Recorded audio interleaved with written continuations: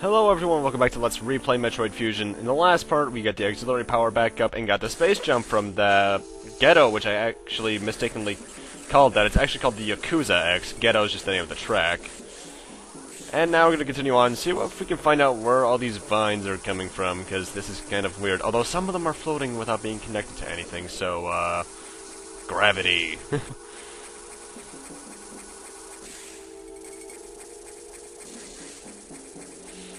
And also, welcome to what is easily one of my least favorite parts of the game. The next room. Because guess who's here?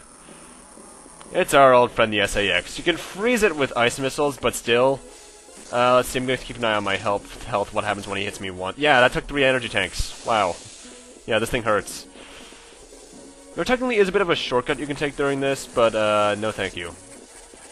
I'd rather make sure I'm more safe than sorry, because I don't have many energy tanks.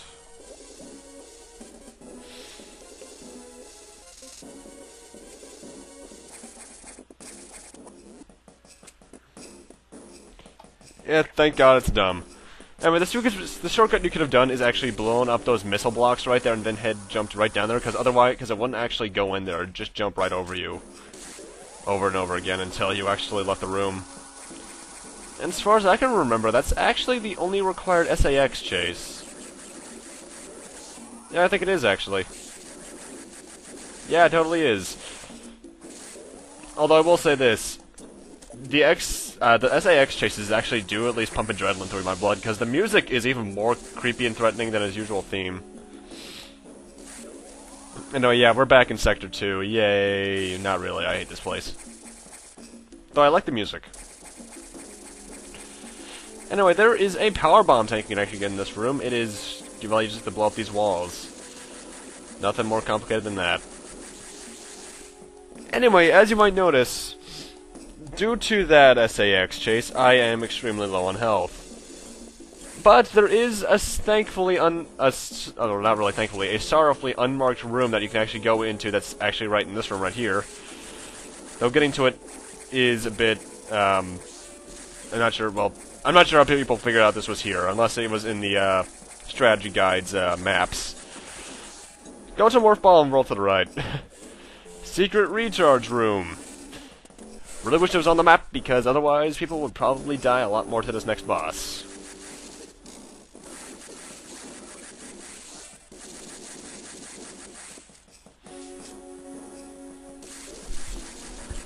Anyway, yeah, you remember those little larvae, red and blue larvae bugs from the first time we were in Sector 2? That's what these are. Those are the larvae fully grown up, which is kind of weird. I think they might actually... No, I was about to say maybe they do less damage, but no, they don't.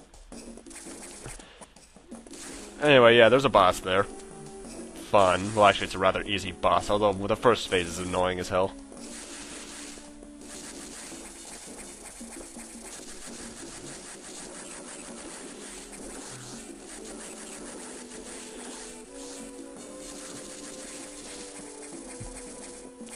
Although I still am very glad that the super missiles just take these things out in one shot. Because otherwise, this would take far too long. Boom, you're dead. So let's find out what the boss we have here is. Well, that was a weird theme, that's for sure. You just have...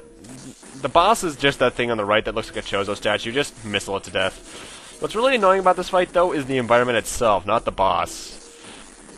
The spores those thing on the top shoot out can be extremely annoying. And if you fall down into water, as I'm about to, I believe, very soon. Yeah, right there, actually. Those things drain your health. So, not fun. Anyway, this thing is called, the Plant Core X, I believe. And as you can see now, it's using an ability on us that we don't recognize. That's actually what we're going to be getting from it. Duck over the high ones and jump over the low ones. And it's, freaking Large Core X. Well, technically it's called Beam Core X's, actually. I think that's the only one that we fight that has a second form. No, wait. I lied. I just remembered there's one later in the game that has a very similar thing going on to it. And sadly, unlike the others, that one doesn't actually have any platforms I can stand on top of to utterly destroy it with. But anyway, now we got the plasma beam. Now our beam actually pierces all the way through any enemy. Well, most enemies. Certain enemies still have protection. And it's also a pure power upgrade. Oh, so good.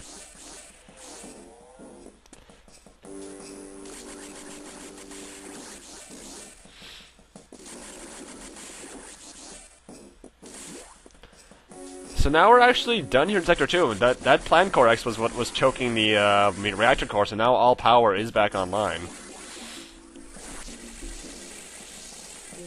Is there a Shine Spark chain I can do here, actually? Because I don't remember, because I just did that because it would get me through those couple rooms a bit faster. Why do I have a feeling if I just Shine Spark straight up, I would have gotten to something? Ah, well.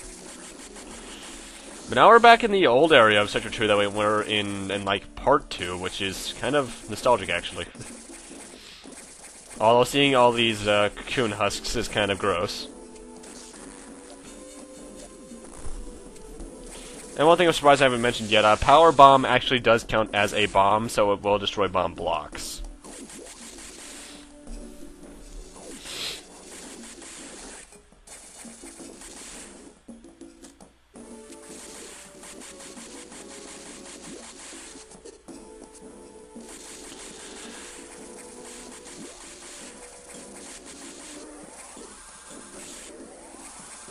Is there a bit of audio, do you think, on my end? I can't tell. I'm hearing something, but, I guess that's nothing.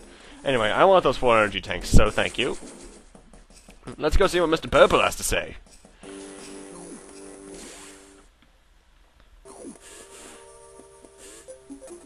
Hello, sir. What? You restored plasma beam functionality? Most unexpected. Even so, continuing to avoid the SX, it too may be stronger, and you still lack a few crucial abilities to survive. Wait a second, more trouble. Hold on.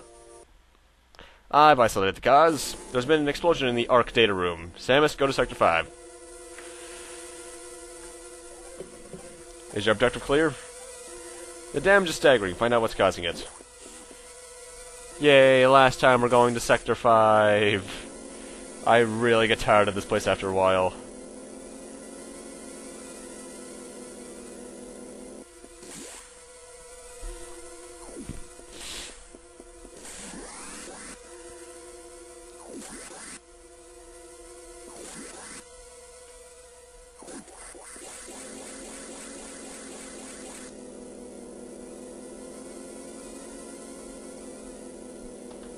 No, I've always liked this little suspense theme going on here. It's nice. It's very short and repetitive, but I still like it. Hello, Mr. Purple. Got any updates? It's gotten worse. The damage seems to have been caused by a creature captured by the researchers, who named it the Nightmare. Well, that's just cheesy. Apparently, it was a biomechanical organism designed for military applications. It possesses uncommon power and can manipulate gravity. We must assume that's become an X-host. We have no choice. You must find it and defeat it. I can't confirm the location. Is your objective clear? This thing is out of control. Hurry before it destroys the entire station. And this is actually where real life kind of interviewing, because this is actually 2 recording sessions in one video. Because I had to do some things around the house and such, so yeah.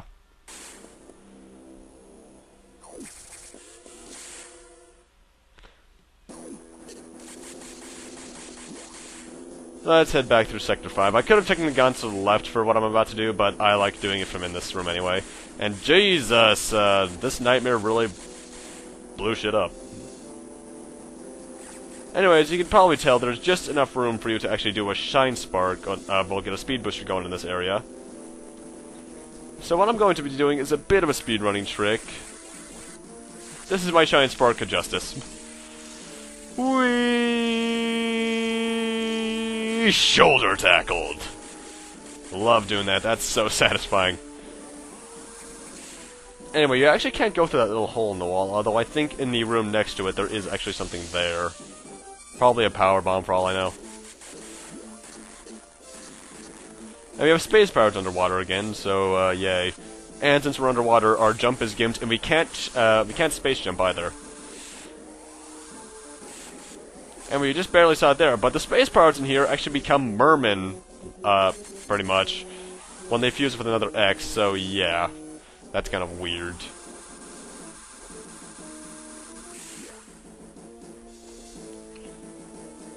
But thankfully we won't have to deal with water for much longer. Nudge, nudge, wink, wink. Hint, hint. I actually am legitimately trying to remember what was in that room that we couldn't get to. It's just to my left, I believe, too.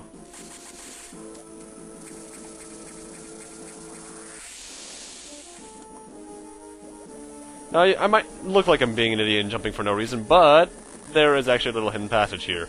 How anyone found that, I have no idea. Well, aside from a strategy guide. Of course. There's a secret recharge... well, not really a secret. I guess it's kind of a secret recharge room if you really need it. I don't. But I used it anyway because I like having full health for this next upcoming thing.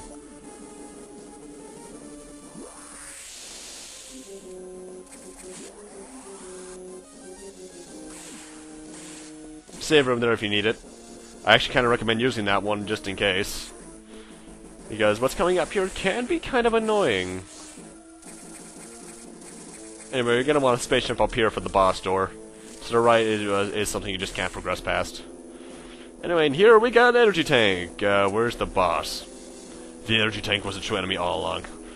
No, but actually you have to jump up there and bomb it to get the energy tank. Otherwise, you're going to fall right down here into the boss room. That sounds familiar. Yep, that shadow thing in the background earlier was this thing. And to those who have played Metroid Other M, this thing looks very familiar because it's actually in that game. Spoilers for that. For this first part of the boss fight, don't use missiles. Use your charge beam because it does more damage if you aim straight up anyway. Because it'll actually do multiple hits. You know how much health any specific face has by the face, by the way. And when it... As you may have noticed, the background was a bit of a different color and wavy there for a second. That when you do like that, missiles will do nothing. Anyway, after that, the mask opens, and then you just have to pump its face full of missiles and beams. You'll know how much health it has left just purely based off the face melting. Which is kind of a gruesome image, actually. Yeah, this is actually the hardest of the nightmare fights, really. Other M, it's a piece of cake. Though I like the song. The sound is wonking out because I'm firing so many missiles. And it just barely got destroyed before it got to me. But thankfully, we've disarmed it. And it's a Korax. You know, these Korax totally don't get repetitive after a while.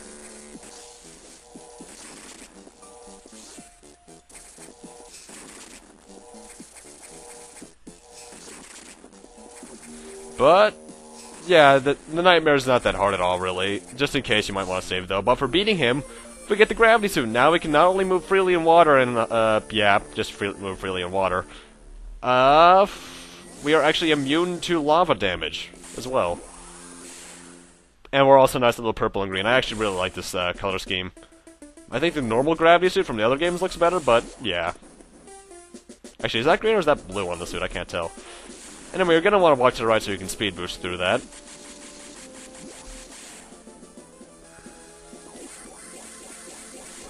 I wish I was able to actually use that Shine Spark for something. Because I love Shine Sparking things, it's so satisfying. Although, yet like Metroid Zero Mission, rather, and onwards, the Shine Spark doesn't cost health like it did in Super Metroid, which I always found a bit odd. Anyway, we have to go through here to progress, but of course we need to use the Shine Spark.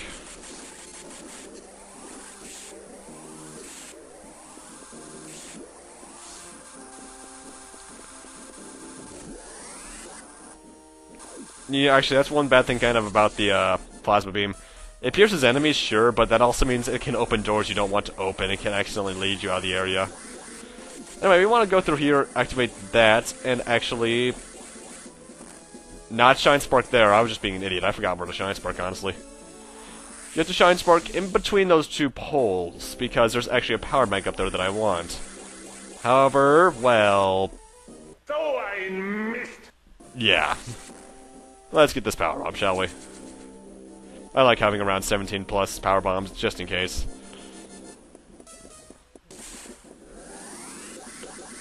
And now we're back in Sector 4. Haven't been here in quite some time. And I missed the jump. I've never missed that jump in my years of playing. I don't know if I just pressed it late or something, because I usually just jump from there and I get it. I don't know what happened there. But...